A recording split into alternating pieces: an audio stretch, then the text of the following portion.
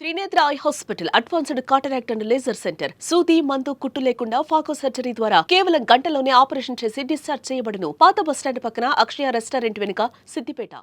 ఓ cinema మహిళ జీవితాన్ని మార్చేసింది. ఆ సినిమాలో చూసినటువంటి సీన్ను ఆమె నిజ జీవితంలో జరిగేలా స్వయాన ఆ కొడుకు సాయంతో చేసుకుంది. తోపుడు బండిపై కూరగాయలు అమ్మేటటువంటి సైదాపూర్ మండలం గొల్లెగూడానికి చెందిన వెంకటమ్మ అనే మహిళ సినిమా చూసి ఆ సినిమాలో విధంగా నాకు ఒక బండి కావాలి కొడుక అనగానే వాళ్ళ కొడుకు కూడా ఒక బండిని ఇప్పివ్వడంతో ఆమె జీవితమే మారిపోయిందని చెప్పుకోవచ్చు.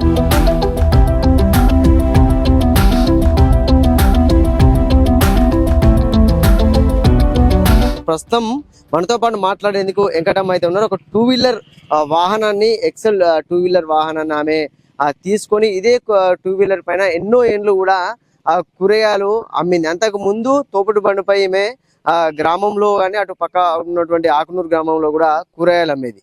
తర్వాత ఈ బండి తీసుకున్న తర్వాత ఆమె యొక్క లైఫే చేంజ్ అయిందని కూడా ఆమె చెప్తుంది. చెప్పండి వెంకటమ్మ గారు, అంటే ఈ బండి తీసుకోవాలని ఆలోచన ఎప్పుడు వచ్చింది? మీరు ఎన్ని సంవత్సరాలు ఈ బండి తీసుకొని? ఇప్పుడు బండి తీసుకొని 5 సంవత్సరాలు ఫస్ట్ కరోనా అప్పుడు తీసుకున్నా. నా కాళ్ళు నొప్పులు వచ్చేసరికి ఈ బండికి నేను ఒకసారి సినిమా చూసింటి. ఆ సినిమాలో ఒక అమ్మాయి తల్లి అన్నామే కొడుకుని బండిలో తీసుకుపోవంగా ఆయనకు నైలాన్లు కరపోతే అది ఒకసారి 2 సార్లు సినిమా చూసిన దాన్ని మైండ్ లో నింపుకొని గిట్ల బండి కావాలి కొడుక గిట్ల చేస్తే నడుతుంది, నా కాళ్ళు నడవత్తలేవు అమ్మ అని అంటే సెకండ్ బండి తీసుకుంటానని నేనంటే, సెకండ్ బండి తీసుకుంటే నీకు ఏమయ్యేది ఇలా ఏం తెలియదు కదమ్మా, కొత్త బండి తీసుకొని నీకు పిడి చేయిస్తుంది అని నా కొడుకు అన్నాడు. అదే ప్రకారంగా నా కొడుకు చేయించిండు. చేయించిన తర్వాత ఇప్పటికి 5 సంవత్సరాలు వెళ్ళి 6వ సంవత్సరం పడుతుంది. ఇదే బండి మీద నేను కూరగాయలు అమ్ముకుంటానా. ఇప్పుడు ఏ బండి ఎంత దూరం అయినా వెళ్తాను. నన్ను చూసి సుత ఒక 10 మంది 20 మంది సుత వికలాంగులు ఇదే నా మనం వికలాంగుల బండి చేయించుకొని కూరగాయలు కాకపోతే మసాలాలు బీసాలు అన్ని అమ్ముకుంటారు. వాళ్ళు సుత బాగుపడతారు. నాతోటి ఒక 10 మంది బాగుపడ్డారు. అంటే అంటే ఇప్పుడు మీరు అంటే ఇది వరకు అంటే ఎట్లా అమ్మేది కూరగాయలు? ఏ రకంగా తల మీద పెట్టుకుని అమ్మేదా, తోపుడు బండి ఇట్లా ఉండేనా? తల మీద పెట్టి అమ్మలే, నూకుడు బండి మీద పెట్టి అమ్మేది. నేను ఏ రోజు తల మీద పెట్టిన ఫస్ట్ నేను నూకుడు బండి చేయించుకొని సైద కరీంనగర్ తీసుకొని సార్ వేసుకొని వచ్చి అమ్మిన. ఆ బండి మీద అమ్మి మోకాలు నొప్పులు వస్తేనే మళ్ళీ ఈ బండి చేయించుకున్నా. ఈ బండి చేయించుకున్న తర్వాత ఈ దీంతో మొత్తం లాభ అయిపోయినాక నాకు షుగర్ ఒక బీబీ రెడీ అయితే మళ్ళీ ఇది మరిచి ఇప్పుడు న్యూట్రిషన్ సెంటర్లో పనిచేస్తున్నా. ఇప్పుడు బల్కగా హాయిగా తగ్గించుకొని 14 కిలోల వేడి తగ్గిన. ఇప్పుడు కొంతమందికి నోటి సాయం చేస్తున్నా. నోటి సాయం అంటే ప్రతి రోగానికి ఉన్నది, హెల్త్ కు ఉన్నది, ఆరోగ్యానికి ఉన్నది, ఏటు దగ్గరలను ఉన్నది, ఏటు వెరగాలను ఉన్నది, వర్షమంలోకి ఉన్నది, పచ్చవాతానికి ఉన్నది. ప్రతి మన బాడీలో ఎన్ని రోగాలు ఉన్నాయో అన్ని రోగాలకు న్యూట్రిషన్ ఫుడ్ ఉన్నది.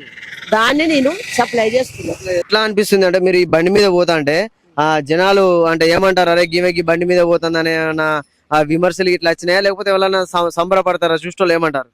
చూసిన వాళ్ళు ఆయమ్మ మంచిగా నడుపుతామని బాగా చెప్తారు. వాళ్ళే పోలీసు వాళ్ళు సుత మంచిగా పోమని చెప్తారు. మంచిగా డోక లేకుండా పోతావు అమ్మ అంటారు. ఎక్కడ భయపడకుండా పోతాను అమ్మ. నువ్వు మొత్తం మీద టాండేట్ అమ్మ అని చేయట చూపిస్తారు. నాకు మొత్తం చేయిస్తారు. అంటే ఇది బండి అంటే ఎన్ని రోజులు నేర్చుకున్నా చాలా మంది ఒక సైకిల్ నేర్చుకోవాలంటే చాలా ఇబ్బంది పడతారు, కింద మీద పడతా అంటారు. అంటే ఈ బండి నువ్వు నేర్చుకోవడానికి ఎన్ని రోజులు పట్టింది? అంటే ఏమైనా ప్రాబ్లం అయితే ఎట్లా పరిస్థితి? అయితే ఒకసారి ఉట్టి బండి విన్నే మా కొడుకు తీసుకుపోయిండు. ఇట్లా కదా అమ్మ గట్లా అని చెప్పిండు. మళ్ళీ పిడి చేసుకొచ్చి బండి ఒక 1 నెల రోజులు ఉట్టిగా నేను ఇంటికాడనే అసలు మన ఇది ఎక్కడి ఇది మనం పల్లెల్లోనే సరాపాట వారికి ఓడు మళ్ళీ ఉట్టిగున్నప్పుడు సరాపాట ఖాళీ కదా, ఖాళీతలం కదా, చిన్న 15 రోజులు నడుపుకున్నా. ఇక డైరెక్ట్ హుజరాబాద్కి చంపిన. 4కి లేచి అడిపోయేసరికి 6:30 అయింది. ఆడ కూరగాయలు తీసుకొని దీని మీద వేసుకొని మెల్ల వచ్చేసరికి ఈడికి వచ్చేసరికి 8 అయింది. 8 వరకు నమ్ముకొని 10 వరకు ఇల్లు చేరిన. 10-11 వరకు ఇల్లు చేరిన. ఇక అదే టెరింగ్. రోజు 3కి లేచిపోడు, 4కి కూరగాయలు తీసుకున్నాడు, మళ్ళీ 6కి పల్లెల్లో అమ్ముకున్నాడు, ఇంటికి కూడా వాడుగా సార్ చెప్తాడు. అంతే. అదే మొత్తం మెనగా నాకు ఎక్కడి పోయినా ఏ తోపంటి పోవాలన్నది నా కొడుకే నేర్పిండు. వచ్చేటప్పుడు ఏ సైడ్ నుంచి రావాలన్నా కొడుకే చెప్పిండు. ఒక 3 సార్లు 4 సార్లు చెప్పిండు, గతం వేసి పెట్టిండు. ఇప్పుడు నువ్వు ఎక్కడికి పోతావు అమ్మా, నువ్వు ఎట్లా పోతావు అమ్మా అని చూస్తా అడగాడు. నేను హుజరాబాద్ పోతా, కరీంనగర్ పోతా, ఇటు హన్మకొండ దాకా పోతా, ఇటు నరసింహపురం, కొత్తకొండ, మునుకనూరు, హుషినాబాద్ అన్ని తిరుగుతావు. అన్ని అన్ని చక్కర్లు కొట్టేస్తావు. మన అవసరం ఉన్నప్పుడు పోడే కదా, మనకు టైం కు బస్సు అంది అది. ఇదే బస్సు, ఇదే బస్. ఇది ఉన్నాక మనం ఎందుకు పోడు, అంతే నా పని. అంటే ఎట్లా అనిపిస్తుంది నీకు మరి? అంటే ఇప్పుడు ఇవాళ చాలా మంది కూడా నడపాలంటే ఇబ్బంది పడతారు, అయ్యే అబ్బా భయపడతా ఉంటారు. ఇవన్నీ గ్రామాలు తిరుగుతున్నావు, హుజురాబాద్, కరీంనగర్, పెద్ద పెద్ద పట్టణాలకు కూడా పోతున్నావు కదా. అంటే నీకు ఒక మహిళగా మళ్ళీ నువ్వు దాదాపుగా చాలా వయసు మీద పడ్డది కదా నీకు, అంటే నీకు ఎట్లా అనిపిస్తుంది ఇప్పుడు తిరుగుతా అంటే? ఆ కాలంలో తిరగలేదు కదా, ఇప్పుడు తిరుగుతున్నావు, ఎట్లా అనిపిస్తుంది? మంచిగా అనిపిస్తుంది. ఈ కాలం నాడు ఇట్లా తిరగాలంటే మనకు మంచిగా ఉన్నది. ఇది ఎవరికి ఆశపడకుండా కదా బతికేది. మన కాళ్ళ మీద మనం నిల్చున్నట్టు దేంతో సంబంధం లేదు. మనం ఎక్కడికి పోయినా పిరిగా పోవాలి, అంతే ఎంజాయ్ చేయాలి. అంతేగాని నేను భయపడుకుంటా పోతే వెంకకే ఉంటాం, ముందు ఓం ఎంతవరకు పోతాడే బిరాయికి ఉన్నది. కానీ దాన్ని ఎట్ట దాటాలన్నది ఏం లేదు. దానికి పోయిన కాడ కొద్దిగా సూ చేసుకోవాలి, మళ్ళీ చాలు చేసుకోవాలి, అంతే. అదే ఉన్నది ఎత్తుకట్ట అంటే మనం నువ్వు ఇక్కడనే ఉంటావు, మరి ఎవరి దొబ్బాలి ఇంకా మళ్ళా. అందు గురించి ఏం తర్వాత వెళ్తా నేను.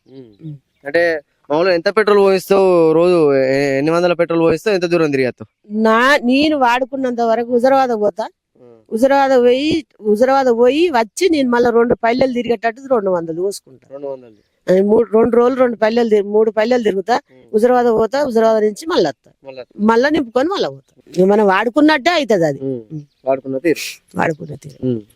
సో చూసారు కదా, ఎంతో మందికి కూడా ఈమె ఇన్స్పిరేషన్ గా కూడా మనం తీసుకోవచ్చు. ఏంటంటే ఒక మహిళ అయి ఉండి కూడా, వృద్ధురాలు అయి ఉండి కూడా ఎక్కడా కూడా భయపడకుండా, మనం అంటే ఎత్తుగడ్డ ఎక్కాలంటే ఎదిరిస్తేనే మనం అది దాటగలం. దాన్ని చూసి మనం భయపడితే ఇక్కడే మనం ఉంటామంటూ కూడా ఒక స్ఫూర్తిదాయకమైనటువంటి విషయాలను కూడా ఆమె తెలపడం అయితే జరిగింది. అంటే ఈమె ఎంతో మందికి కూడా ఈ సైదాపూర్ కావచ్చు, హుస్నాబాద్ కావచ్చు, ఈ ప్రాంతంలో ఎంతో మందికి కూడా ఈమె వెంకటమ్మ అంటేనే ఒక ఆదర్శంగా మాత్రం నిలుస్తుందని చెప్పుకోవచ్చు. కెమెరామెన్ శేఖర్తో సతీష్, సుమన్ టీవీ.